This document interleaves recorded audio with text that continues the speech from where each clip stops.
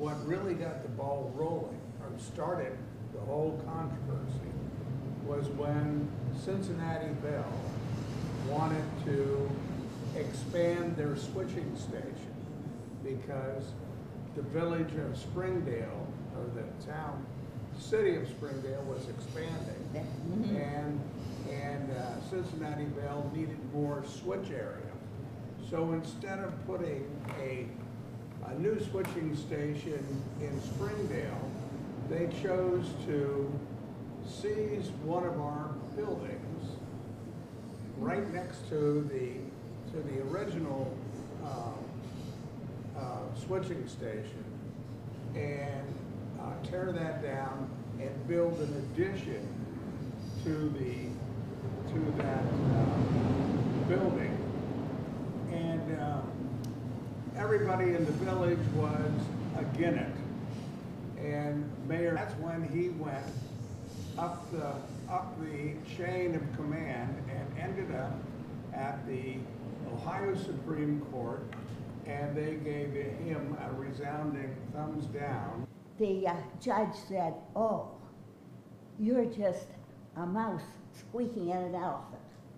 And that was the telephone company, of course, he was referring to, because they lost the case. So my next door neighbor behind me was telling me I had already just moved in, and he was telling me all about the problems. And I said, well, you know, I come from Massachusetts, and Ipswich, Massachusetts, and they have just gone through somewhat the same problem. They had a gas station had taken down one of their first period houses. He said, if I invited some people in, would you like to tell them about what Ipswich had done? And of course, yeah, I did. And I wrote Ipswich, and I got asked how they had arranged and how they had set up their committees and so on and so forth. And we had a meeting of 7 people.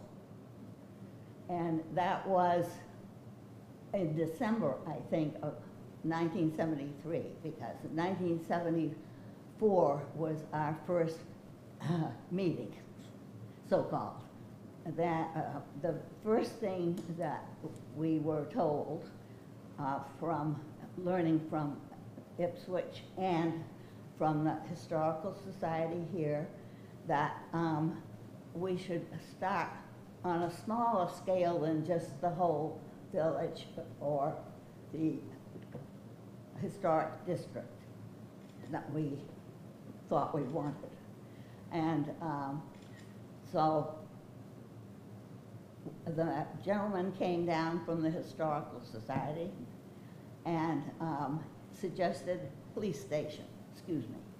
And he said that would be very good because it is a police station. It has been used as a police station, and so that's very unusual in the country. As he said, I'm not even sure we can even find another one like that. They got all the information for the National Register, pictures, everything about the police station.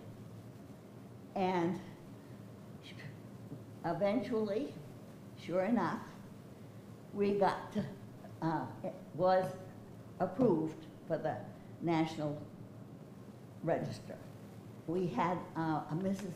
Kitchen from the Historical Society who came down to help us choose the boundaries that she felt that we could get approved as a historic district. Eventually we had Landmark Day, and they came out from Washington and brought a plaque that made us Landmark Historic District, and that was in October 1977.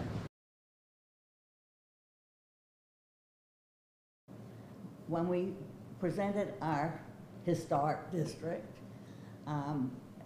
we had to have 20 photographs of important buildings or houses.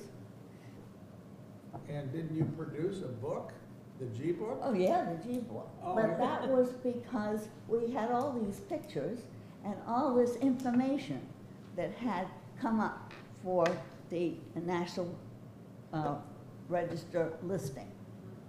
I wrote that off. Yes.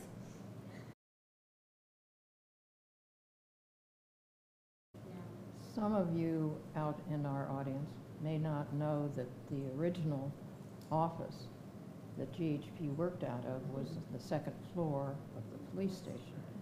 And Ginny Galbraith did a lot of her That's what I first gathering right there. The village finally convinced CSX to give this building to the village of Glendale.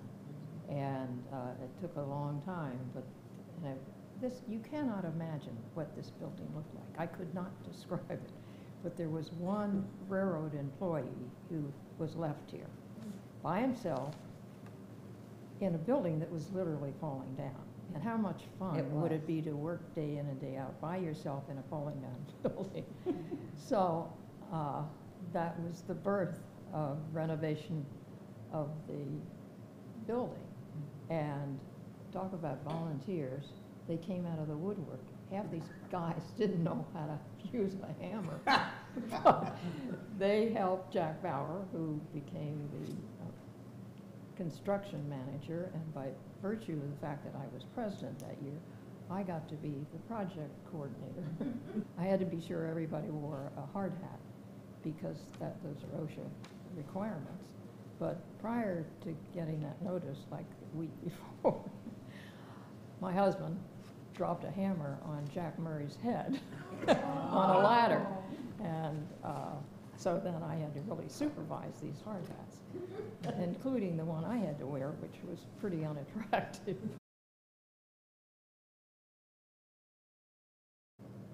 We also had a house tour.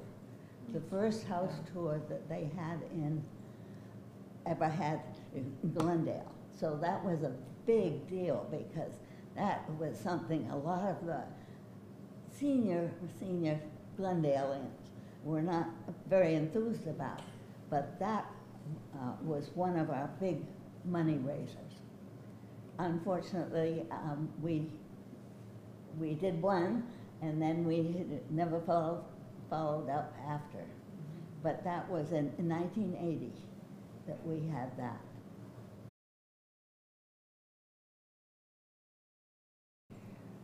When we made the decision, and the council did, to renovate this building, I was very nervous. And I went to Stan Greninger and I said, how are we going to pay the bills? You know, we think this is great, but we're going to still have water bills and lighting and all that kind of stuff. And we want to do other projects. What are we going to do? And he said, Peggy, if you don't get your trustees to accept this and do this, it'll be the worst mistake you've ever made in your life. Oh, okay. And so he said, we'll worry about the money later. And later was the pancake breakfast. Oh, yeah. So Stan Greninger knew it all, and he was a salesman, let's face it. He was a great salesman. Let me tell you, he came to me, that happened to be one of the times when I was president, and he said, I think we should have the pancake breakfast, excuse me. Yeah. And so I said, oh, I don't know about Glendale, you know, a pancake breakfast. And he said, that's what we're gonna do. And so he said, so the night before the pancake breakfast, we had horse and carriage and everything going around advertising the next day. And don't you miss coming to the pancake breakfast, isn't that Oh, right? yeah, yeah. Absolutely. It's fantastic. And we did It that for lasted 25 years.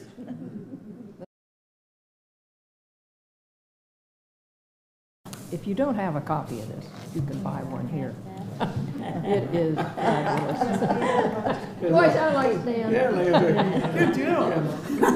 It's QVC, right? But this covers everything, and Rachel decided pictures say more than oftentimes words.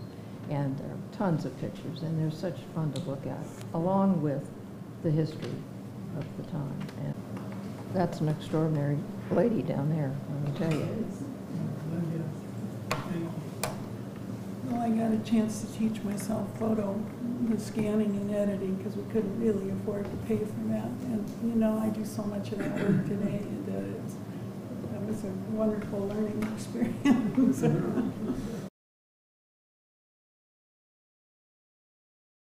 One day I get this call, and I'm not sure it wasn't you. How would, because I had been on council, you know, and then been vice mayor and all of that. How would you like to be a trustee with GHP? And I go, am I old enough? Historically. But I go, why not? You know, every time somebody asks me to do something in Glendale, my answer is why not, you know, as if I didn't have anything else to do. But the cutest thing that has ever happened to me about being a part of GHP is, remember when we did the display of the women who had made a difference? Well, I took my panel home, and my grandson came up from Atlanta, and we had it in a room there in the basement, and he went looking like he does for everything. And he came running upstairs, and he said, Nanny, how old are you? And I go, why? He said, you were one of the women who helped develop this village. And I go,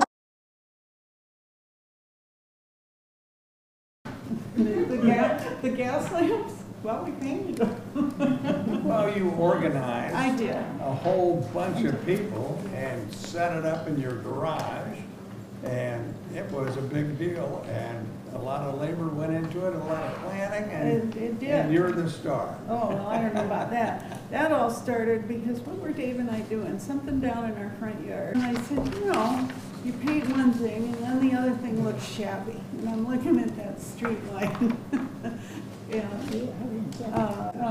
I said, can I paint that gas lamp? If I get it the right color, can I paint that? And then it came out looking pretty good. And what were we? I was negotiating with him on something, and I said, well, what if I do the rest of the gas lamps on Greenville and go down to the square? I said, we swapped him for something, I don't even remember what it was. And he said, sure. I finished all of those. That was a lot of work, because I was manually stripping the old paint. And I thought, oh, I can't do this on every lamp, you know, around town, but I can get down to the square. And then we started talking about, he said, well, we brought in the sandblaster that the village paid for the sandblasting, because GHP had to fund the paint and the equipment, you know, that stuff, but we didn't have to pay for the sandblasting.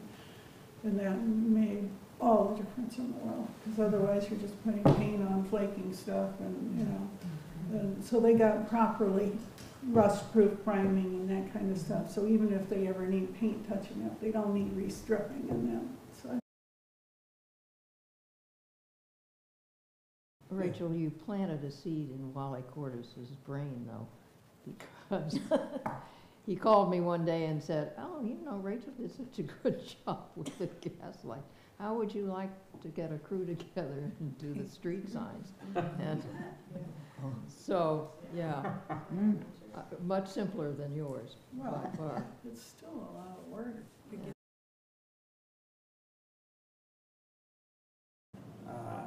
Our historic buildings,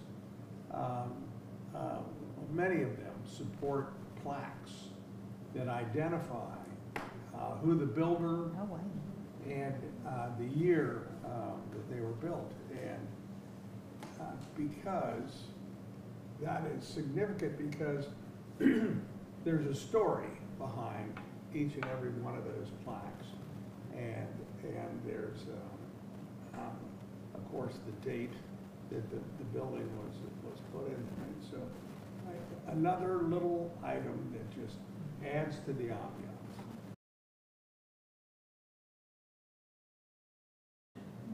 And GHB is the place to go if you want to find out about some of your forebears here in town. We have files on homes and on families, and it's very interesting to see. Like, for instance, my family arrived here in the 1890s, and my great-grandfather had a saloon over on the corner, and so I was able to write that and leave it in the file.